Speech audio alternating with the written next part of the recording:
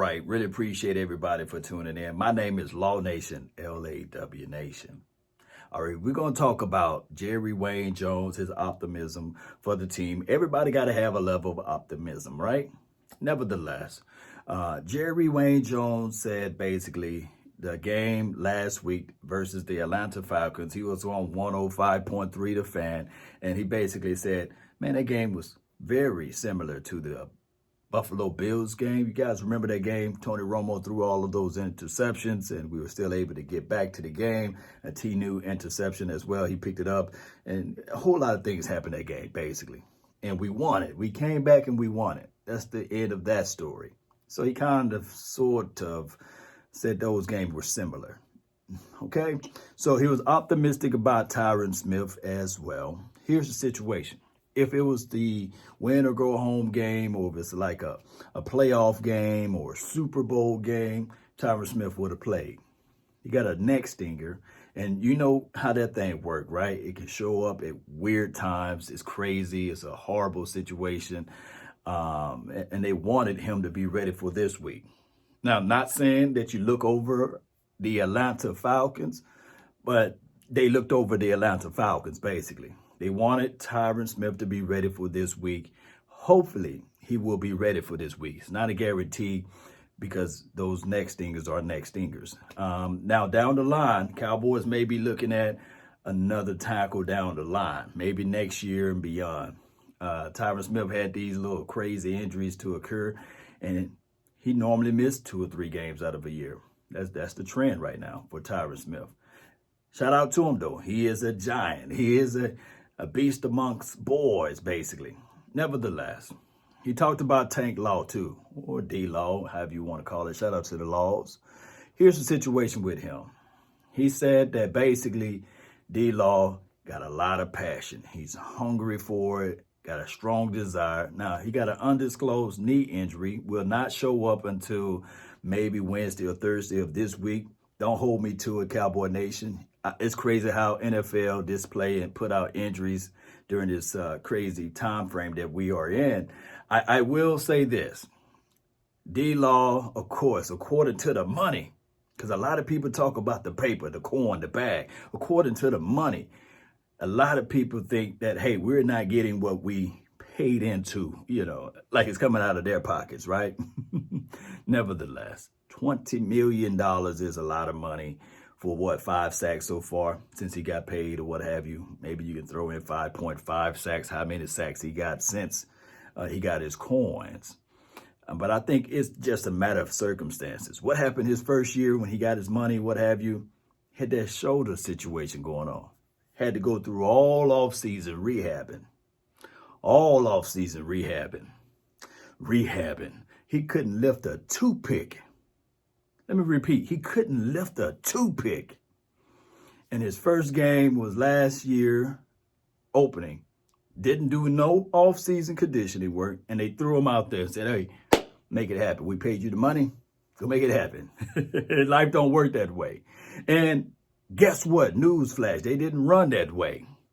So we can't just say, okay, let's get rid of the guy. And then this year, they have a whole new philosophy and defense. The brother is standing up in a 2-point stance. So it's a little growing pain that you got to throw in there.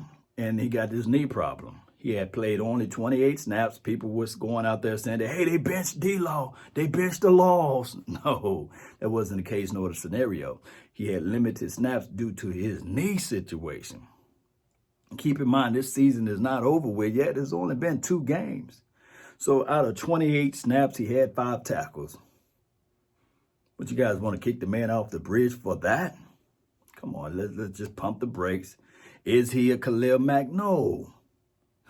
He's a D-Law, So stop looking at the glories of the glories. Yes, we got people that's on this team that didn't play football in 5 years and got a sack. Yes, we can talk about that. And we got somebody who we just picked up last night, talking about Everson Griffin, who got a sack on this team. But collectively speaking, this team, as far as a pass rush situation, is on the bottom half right now, where I think we're ranked 28th, 29th in the NFL, collectively speaking, off of pass rush. We win only 32% of the time. The number one team right now is the Steelers right now. They win it 67, 68% of the time. That's over almost doubling what we got so far. But they didn't play the Rams, the team that get the ball off quick. Now, there was zero excuses for the Atlanta Falcons to, not only get to the Matt Ryan only one time, but it was zero excuses for us not to cause more pressure. So maybe, just maybe, they're picking up things and they're trying out new things. But when we look at the total sum of the defense, last game, they only had a short area of the field. It's not like the Atlanta Falcons marched down the field from their yard line, from the 90-yard line or the 80-yard line. They had a short area of the field. We had 2 fake punts, multiple, that went wrong or what have you. And this is not me putting out excuses, Cowboy Nation. This is just me putting out facts. And they make my teeth white, right? The fact of the matter is this right here, Cowboy Nation. 2 fake punts that didn't go right. 2, it was 3 fumbles on our side of the field, well, close to their side. And it was just crazy how all of that transpired, those turnovers, and they was able to go bam, bam, bam, bam. Outside of that, we shot ourselves in the foot. And that's why the defense looked crazy. But the opportunities were there. Worley had the ball in his hand. He said, hey, I just want to play volleyball right now with it, right? I just want to play volleyball with it. Worley, next time, maybe week 3, it's coming around the corner. Week 5, maybe around that time frame, he'll be able to get his hands on it, right? Cheeto Woozie, he wanted to play volleyball with the football too. He could have had a touchdown, not a touchdown, a touchback if he would have caught the interception right when it was in the end zone, because it was right on the mittens, as well as with Diggs. It was right there. Those missed opportunities are just learning situations. Jerry Wayne, in that particular interview this morning, said the exact same thing, that right now, that they're probably in the mid vibes of the off-season training. And this is only week 2. And he said, yes, he prefaced his statement saying that, yes, the other teams can say the same. Some teams start off faster than others. I remember one year the Detroit Lions went 6-0, first 6 games. Didn't even make it to the playoff. So it's all in a matter of how you make these adjustments, what you can learn from it. And I'm going to tell people all the time, and I'm going to say it again, with strong convictions of my heart, soul, and sinew. I would rather for us to get hot towards the latter part of the season, opposed to now. Don't be that hot team coming out now. It's good to use some of that momentum, but you would rather learn from your guys. Learn what you can and can't do. And that's basically what Jerry Wayne was talking about. So his level of optimism, I can get some of that, Now, this weekend, of course, I do know we're going to play against a dynamic quarterback. He can run on the edge. Oh, the play action will be there. He throw one of the better deep balls out there that you will ever see in your life. He's like the honey badger on the offensive side of the ball.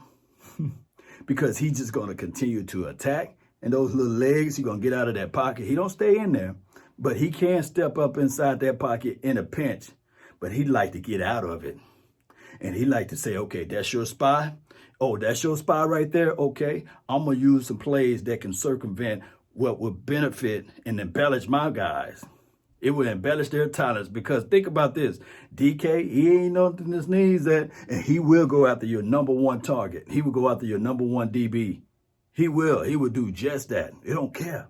He don't care about it. So we will have to have our hands full, but we will have to be ready. We will have to grab hold to those opportunities. There can't be no more bat downs when you know for sure you can grab the interception. Oh, when it's a fumble and the ball is on the ground, we got to jump on it. We can't give Russell Wilson multiple chances and opportunity, because he will light you up like a Roman candle.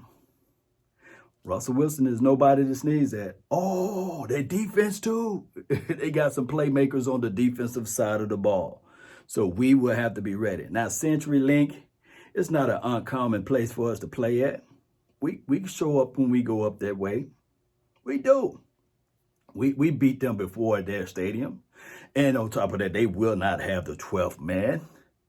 So all of that stuff, we can take that and throw it out the window. I'm still mad at La'el Collins, though. I got to bring him up on all of my videos because he was the one that showed up out of shape. Oh, newsflash. Everybody mad at D-Law, but we paid La'el Collins, too. Where's he at? Got all of them coins and then showed up out of shape and not even able to help us out for these first 3 weeks. Let that sink into your mental. And when I went back and looked at tape, Ezekiel Elliott can't even run to the right side of the field. He can't even jog that way. He looked that way, he getting punched right in the mouth saying, go back home. So he can't even bark on that side of the field. Look at all of the analytics and you will see it draws out a beautiful canvas, a beautiful picture. It's sexy almost on how we can't even touch it, on that side of the field. But on the opposite side, when we had Tyron Smith, Ezekiel Elliott exploded. Even with Brandon Knight, look at the last game. Look at the charts. You will see that Ezekiel Elliott exploded on that side of the field. So that means that we left-hand dominant. And tape, it takes 3 games to really understand what the tendencies of a team really is going to be about.